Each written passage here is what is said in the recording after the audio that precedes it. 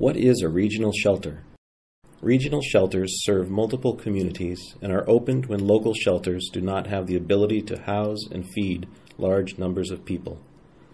Regional shelters may also be initiated to make more efficient use of limited resources, both equipment and personnel. Since 2011, working on behalf of Western Region Homeland Security Advisory Council, the 3 Western Massachusetts regional planning agencies have assisted local and regional emergency planning committees in developing and implementing regional shelter plans. When would a regional shelter be opened?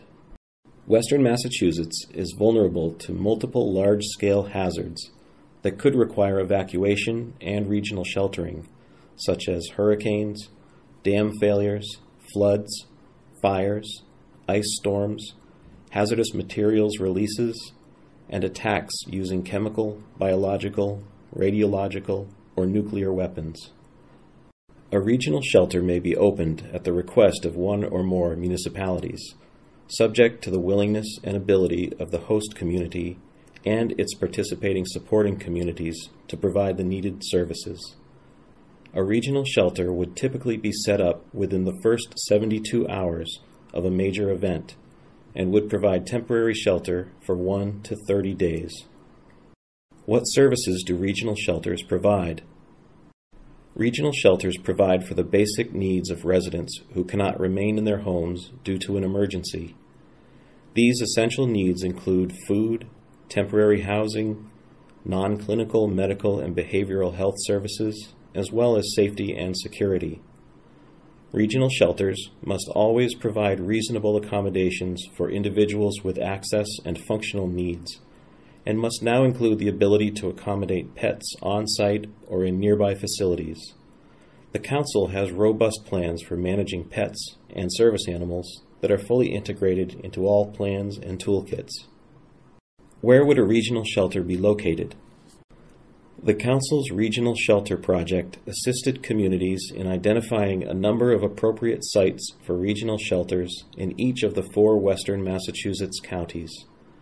Sites were chosen based on multiple factors, including topography, close proximity to evacuation routes, facility size, available amenities, preferences of municipal officials, and established partnerships. Decisions about which regional shelters to open in any given emergency would be based on the type of event, the anticipated number of residents in need of shelter, and the projected length of time that the shelter would be open. Host communities where these potential regional shelters would be located have been encouraged to enter into memoranda of agreement with large facility owners who are willing to provide space for regional sheltering, assuming circumstances would make it possible for them to do so. Ideally, the host community will also enter into agreements with neighboring communities whose residents would be likely to go to this regional shelter. In that way, when an emergency strikes, host and supporting communities would all understand the process for requesting, opening, operating, and closing a regional shelter, as well as the procedures for cost sharing. What other resources are available from the Council to help with regional sheltering? The Council prepared a Regional Shelter Plan Toolkit, which was used to help communities develop county-based plans. Web-based trainings are available for shelter managers and staff on how to activate and run a regional shelter. In addition, the Council has purchased sheltering equipment and supplies that are stored in portable trailers and caches throughout the region. Information on sheltering equipment and other emergency resources and how to access them can be found in the Resource Guide for Available Emergency Equipment and Supplies in Western Massachusetts. To access these resources, take the online training, and to get more information on regional sheltering and emergency preparedness in general, please visit the Western Region Homeland Security Advisory Council website.